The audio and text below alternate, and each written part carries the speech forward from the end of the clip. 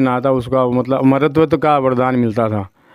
तो अमृत का वरदान। हाँ, कलयुग आ गया तो कलयुग में लोगों भगवान ने सोचा है कलयुग में सब अमर हो जाएंगे तो क्या करेंगे। तब इन देवताओं को उनको बोला कि माल और खेत, दो देवता थे तो माल तो नीचे रह गया, इसने ब्रह्म सरोवर को पूरा ढक दिया है। नीचे इसके पूरे ब्रह्म सरोवर है क्या, पूरा ब्रह्म सरोवर, माल तो नीचे ढका और ऊपर ये खेत ऊपर आके बैठा दिया। तो इसी राधे राधे दोस्तों, भारत ज्ञान दर्पण यूट्यूब चैनल से आपका दोस्त, आपका भाई सत्यम।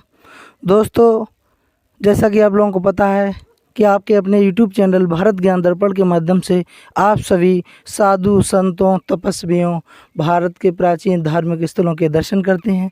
तो उसी कड़ी में आगे बढ़ते हुए साथियों, हम एक पहाड़ी पर आए हैं जो संत तपस्या कर रहे हैं। ये राजस्थान की पहाड़ी है और यहाँ से नीचे 24 कोसीय परिक्रमा मार्ग है। उस परिक्रमा मार्ग के ऊपर जो पहाड़ी है, अलग अलग स्थानों पर संत तपस्वी तपस्या कर रहे हैं, एकांत में तपस्या कर रहे हैं, बहुत ही सिद्ध संत हैं। तो चलिए संत के दर्शन करते हैं और एक के बाद एक वीडियो आप राजस्थान के पहाड़ों पर संतों की दर्शन की एवं संवाद से जुड़ी वीडियो देख सकेंगे। तो निवेदन करते हैं वीडियो को अंत तक देखिए और जो साथी चैनल पर नए हैं वो कृपया चैनल को सब्सक्राइब कर लें। चलिए चलते हैं इन पहाड़ियों पर उन संतों के दुर्लभ दर्शन। चलते हैं। पहाड़ी बहुत ऊंची है और अधिक बल लगता है इन पहाड़ियों पर चलने पर। साथियों जय हो। साथियों देख सकते हैं हम विकट विकराल जंगल और पहाड़ों में हैं और संत महात्माओं की दर्शनों की लालसा हमारे लिए इन पहाड़ों में ले आती है। देख सकते हैं ये विकट विकराल जंगल हैं, पहाड़ हैं जो राजस्थान के सीकर ज़िले में ये स्थान ये पहाड़ हैं। एक संत बताए हैं साथियों, जैसा कि आप लोगों को पता ही है। साथियों देख सकते हैं पहाड़ों पर संत इस प्रकार तपस्या करते हैं। एक धुना है, इस आसन पर बैठकर संत इन पहाड़ों में तपस्या करते हैं। ऐसे दुर्लभ संतों के दर्शन हम हमारे और आपके सौभाग्य होंगे। और ये जानकीनाथ मंदिर थोड़ी देर में महाराज जी अभी आरती पूजा में व्यस्त हैं। ये इन्होंने यज्ञ को चेतन कर दिया है। इसके बाद महाराज जी से सत्संग लेते हैं।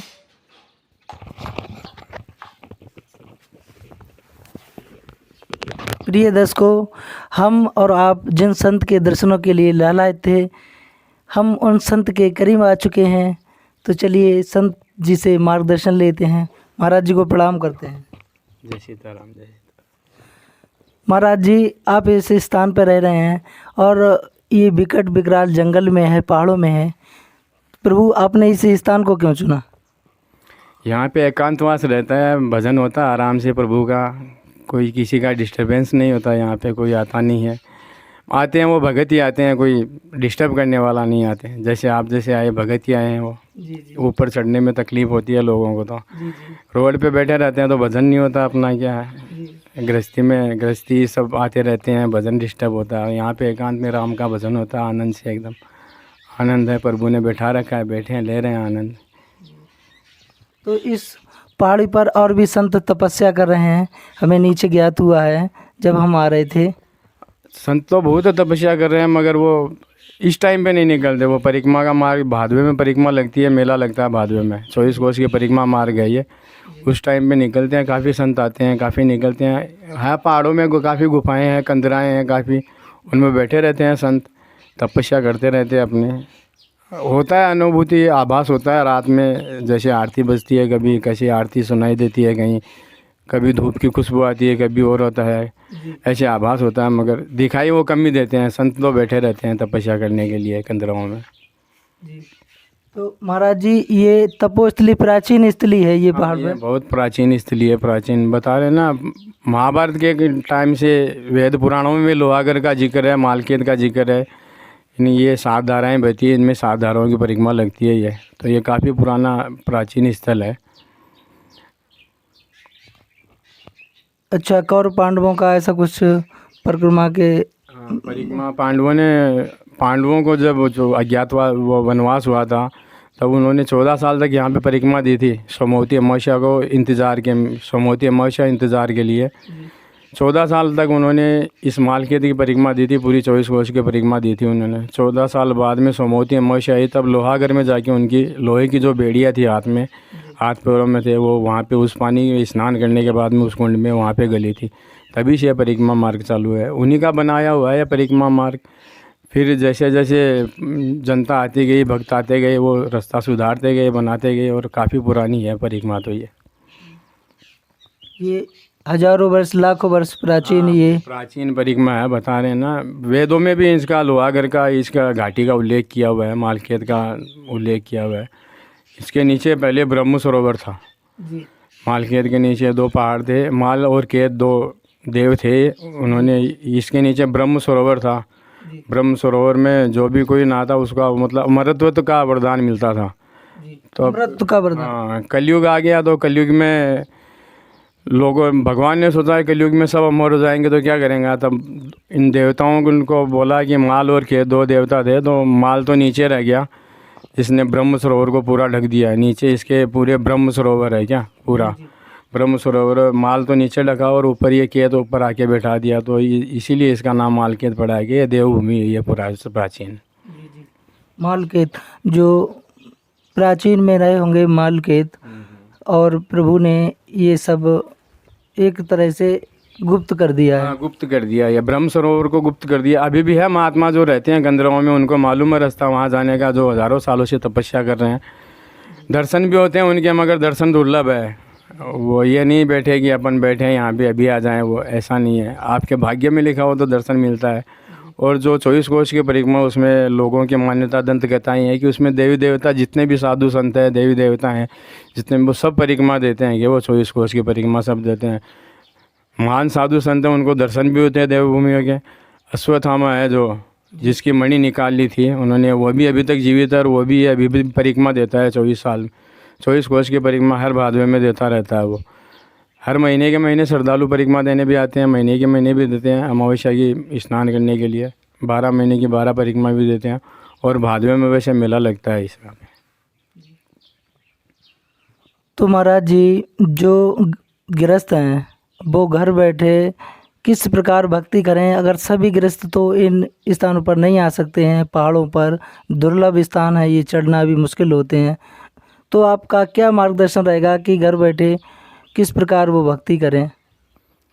भक्ति यही है, भगवान का नाम लो, सात्विक रहो, अपना मन शुद्ध रखो, किसी के प्रति छल कपट मत रखो। भक्ति ये कलयुग में, कलयुग नाम एक आधारा, सुमर सुमर नहीं तरह ही पार।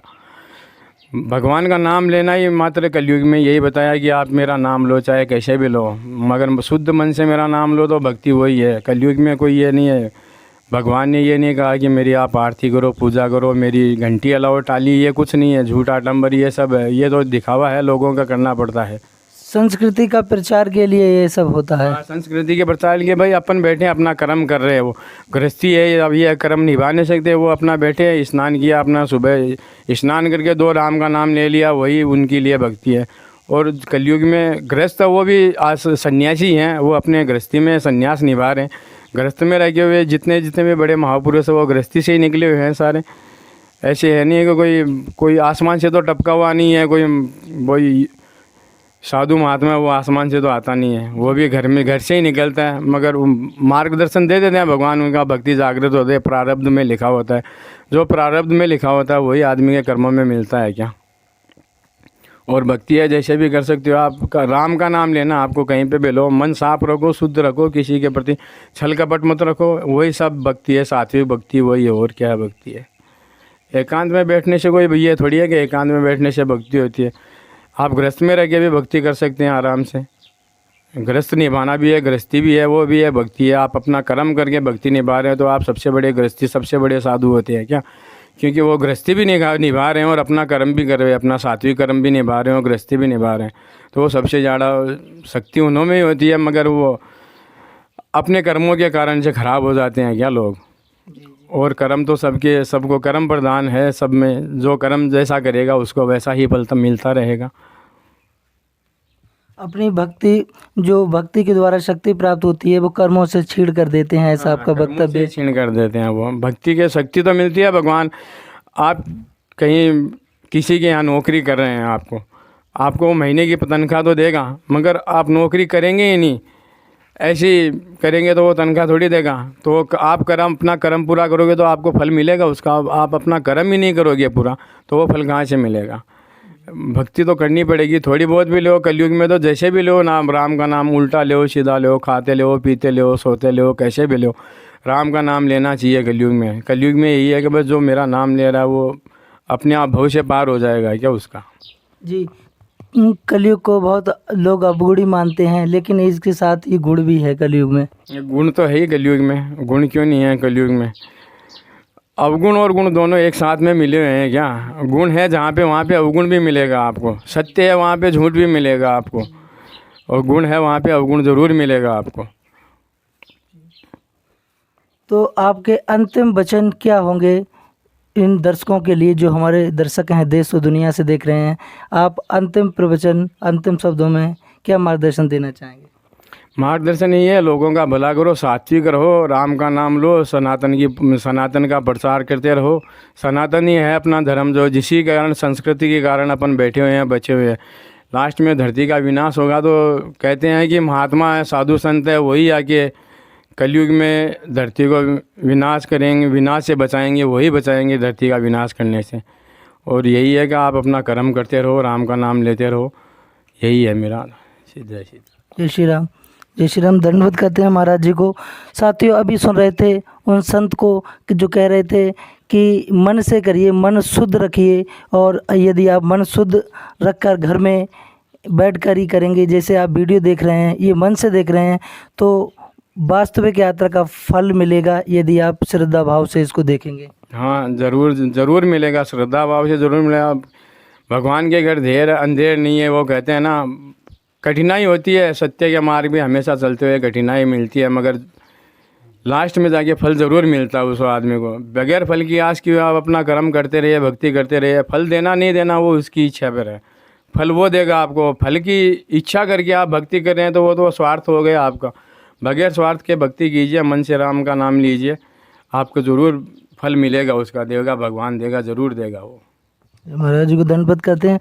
साथियों, वीडियो को ज़्यादा से ज़्यादा शेयर करें, और अभी तक आप लोगों ने हमारे YouTube चैनल भारत ज्ञान दर्पण को सब्सक्राइब नहीं किया है तो कृपया सब्सक्राइब कर लें। राधे राधे।